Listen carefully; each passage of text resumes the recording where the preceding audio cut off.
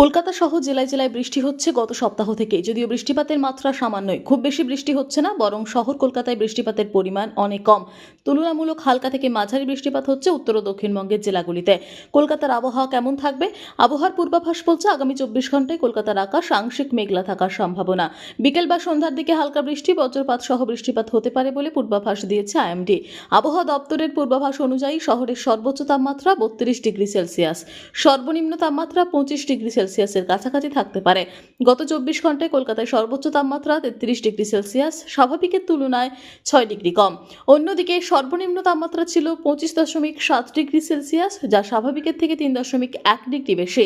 সর্বনিম্ন তাপমাত্রা বেশি হওয়ায় গরমে হাঁসফাঁস করতে হচ্ছে আমজনতাকে।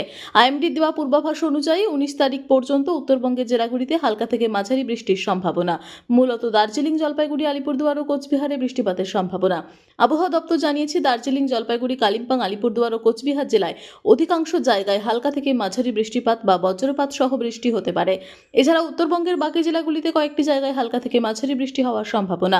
আইএমডির দেওয়া পূর্বাভাস বলছে রবিবার দক্ষিণবঙ্গের বীরভূম, পুরুলিয়া, বাঁকুড়া, পশ্চিম বর্ধমান জেলায় 1 বা 2 জায়গায় হালকা বৃষ্টি, বজ্রপাত সহ বৃষ্টি হতে পারে। তবে দক্ষিণবঙ্গের বাকি জেলাগুলিতে মূলত শুষ্ক আবহাওয়া বজায় থাকবার সম্ভাবনা রয়েছে।